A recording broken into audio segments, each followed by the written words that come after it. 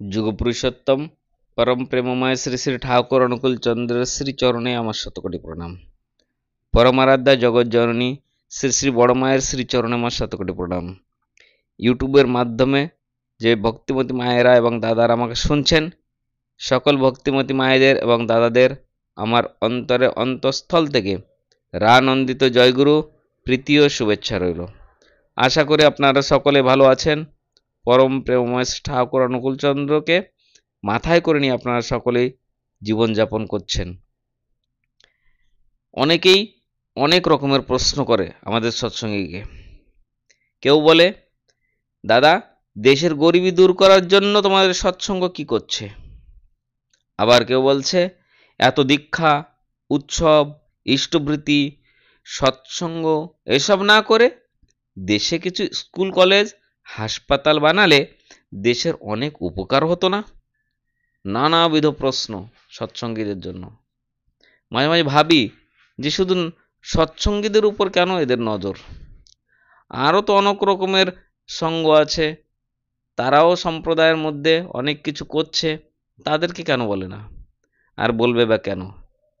সৎসঙ্গ এখন man making যে industry হয়ে চলেছে, সৎসঙ্গ ছোট্ট একটা গাছ আজকে বটবৃক্ষ হয়ে চলেছে, নজর তো পড়বেই। যা হোক, দাদা খুব সুন্দর লিখেছেন, ডক্টর রাজেশ চৌধুরী দাদা, আপনাদের কাছে সেটা তুলে ধরছি ইষ্ট প্রসঙ্গের মাধ্যমে। দাদা বলছেন, না না, আমাদের দেশ আর মোটেও গরিব দেশ নেই। জনগণের কাছ থেকে যতভাবে কর আদায় করা যায়, ডানে বায়ে উপরে নিচে সর্বদিকে ট্যাক্স চোষণী নল লাগানো আছে।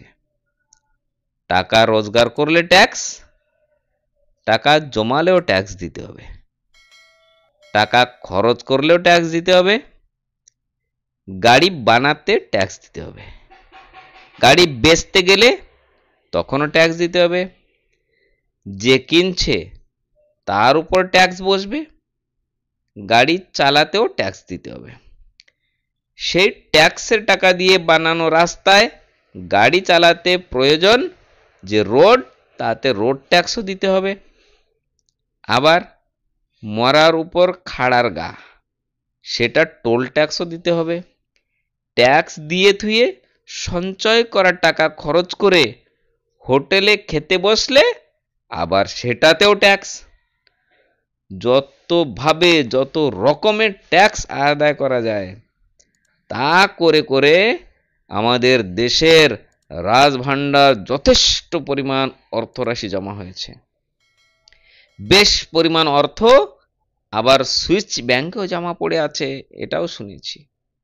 খুব ভালো, খুব ভালো। শুনে দেশ ধনী হলে জনগণ সুবিধা পাবে, তাই তো? দেশেরও উন্নতি হবে এবং হচ্ছেও তাই।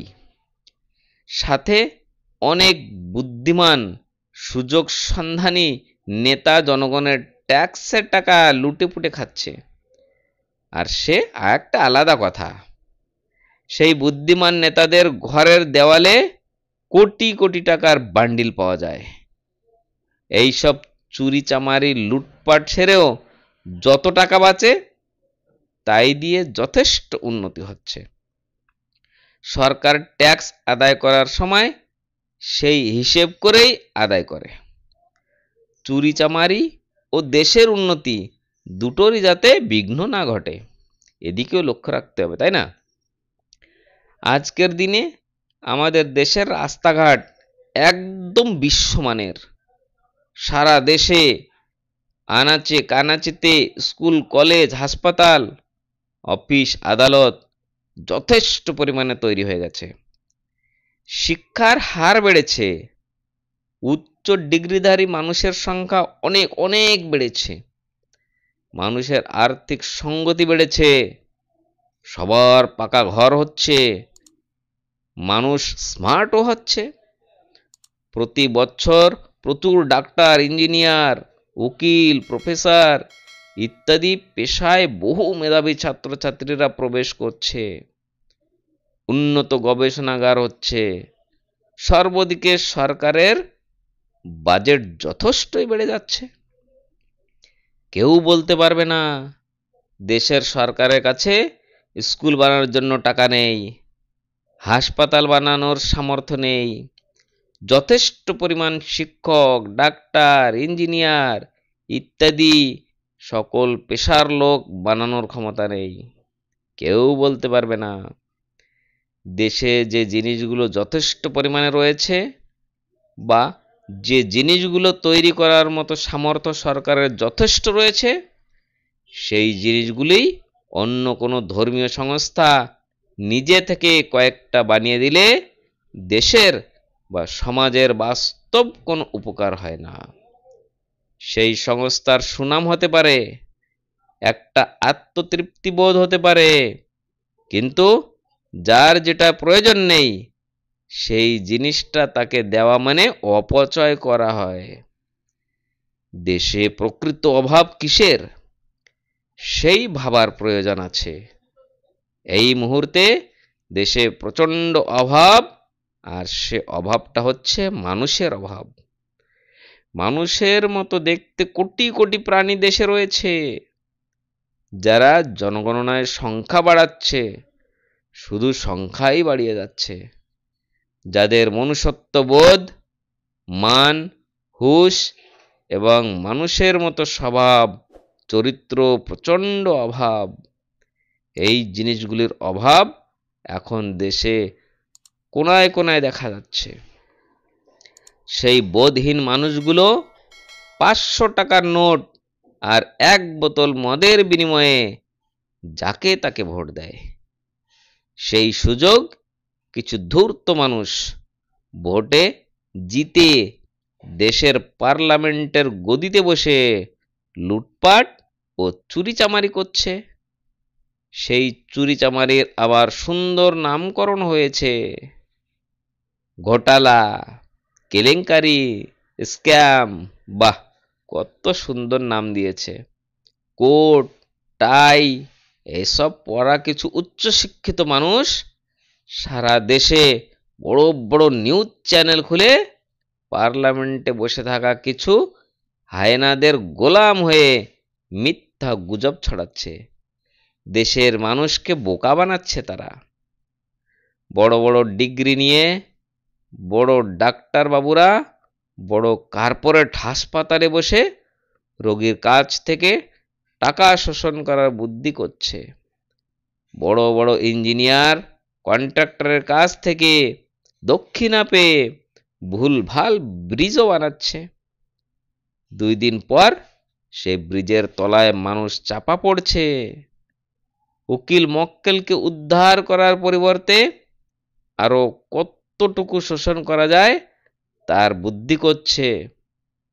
এক বিচারপতি আদালতে বসে মাঝে যে রায় দিচ্ছে, আরেক বিচারপতি সেই রায়কে ভুল প্রমাণ করছে। বাহ! শিক্ষক স্কুলে কলেজে গিয়ে ফাঁকি দিচ্ছে। ছাত্রছাত্রীদের আদর্শ মানুষ বানাতে ব্যর্থ হচ্ছে। আদর্শহীন শিক্ষক আদর্শহীন ছাত্রছাত্রী তৈরি করছে। ব্যবসায়ী তার কাস্টমারকে ঠকিয়ে বেশি লাভের ফন্দি আঁটছে। মোদ্দা কথা হচ্ছে, দেশে স্কুল, কলেজ, হাসপাতাল, অফিস, রাস্তাঘাট ইত্যাদির অভাব মোটেও নেই। প্রকৃত মানুষের অভাবটাই বেশি দেখা যাচ্ছে। কে বলেছে যে আমাদের দেশে স্কুল, কলেজ, হাসপাতাল, অফিস, রাস্তাঘাট এর অভাব আছে? মোটেও নাই। দেখুন একটু চেষ্টা করে, ভালো চোখ দিয়ে দেখুন। দেশের মানুষের যথেষ্ট উন্নতি হচ্ছে, শিক্ষায়ও হচ্ছে, আর্থিক সংগতিতে হচ্ছে, সুযোগ সুবিধায় সবটাই উন্নতি হচ্ছে। দেশের মানুষ প্রচণ্ড অভাব শুধু আনন্দের। মানুষের মধ্যে শান্তি নাই, শান্তির অভাব, সুশৃঙ্খলার অভাব, শ্রদ্ধা ভক্তির অভাব, ভালোবাসার অভাব, মনুষ্যত্বের অভাব, পারস্পরিকতা এবং প্রেমের অভাব। এই অভাব আজকে দেশের কোনায় কোনায় মানুষের মধ্যে দেখা যাচ্ছে। তাই সৎসঙ্গ শুধু শুধু দেশে নিজস্ব হাসপাতাল, স্কুল, কলেজ বানিয়ে তথাকথিত সমাজ সেবায় আগ্রহী নয়। পরম প্রেমময় যুগ অবতার শ্রী শ্রী ঠাকুর অনুকূলচন্দ্র তার সৎসঙ্গকে সামাজিক সংস্থা বা সমাজ সেবকমূলক সংস্থা বলেও আখ্যায়িত করেননি। ঠাকুর বলেছেন, মানুষ তৈরি করার কারখানা হচ্ছে এই সৎসঙ্গ। এখানে মানুষ তৈরি করা হয়। ঠিক তাই সৎসঙ্গ চায় প্রত্যেকটা মানুষ সদ্গুরুর দীক্ষায় দীক্ষিত হয়ে আচার্য কেন্দ্রিক জীবনযাপনে অভ্যস্ত হয়ে গুরুর বিধান নিত্য পালনের মাধ্যমে সঠিক শিক্ষা ও বিবাহ প্রবর্তন করে অনেক অনেক জন উন্নত মানুষ হয়ে উঠুক। উন্নত বোধ, উন্নত চরিত্র, উন্নত স্বাস্থ্য গড়ে উঠুক প্রত্যেকের। আর সৎসঙ্গ চায় গুরুকে কেন্দ্র করে সকলের মধ্যে পারস্পরিক প্রেম, শ্রদ্ধা, সহানুভূতি, ভালোবাসা গড়ে উঠুক। সমাজ থেকে সাম্প্রদায়িক বিদ্বেষ দূর হোক।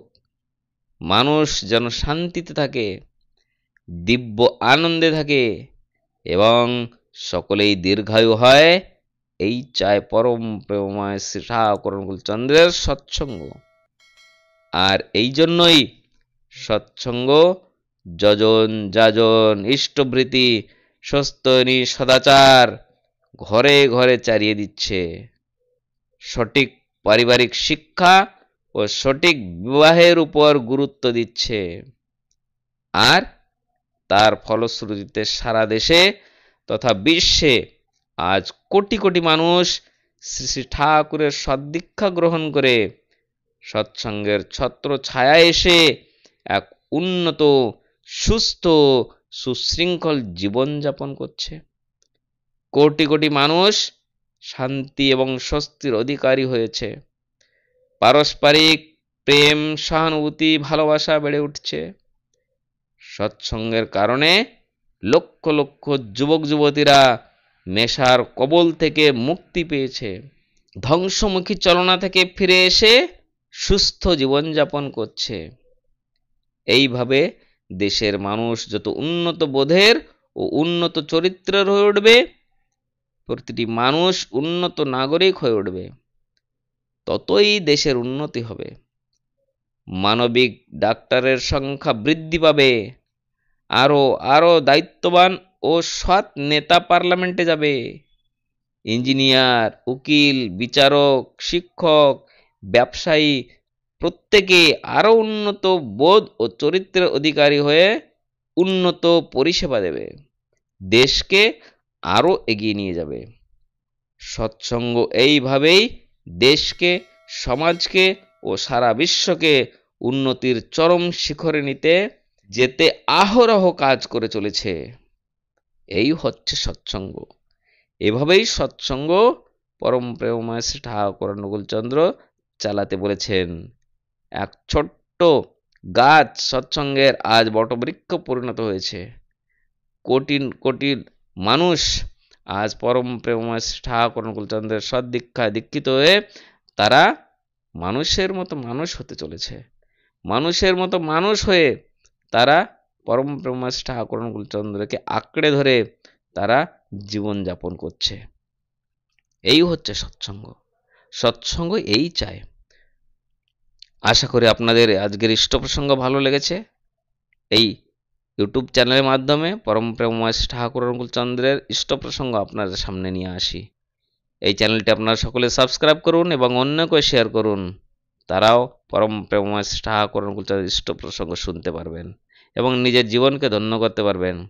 আপনারা সকলেই শ্রী ঠাকুরের কাজে এভাবেই ব্যস্ত থাকুন, নিজের জীবন এভাবেই ধন্য করুন। সবাইকে নিয়ে ভালো থাকুন, সুস্থ থাকুন, এই মঙ্গল প্রার্থনা পরম প্রেমময় শ্রী ঠাকুর অনুকূলচন্দ্রের আতুর চরণে করে আজকের ইষ্ট প্রসঙ্গ এখানেই শেষ করছি।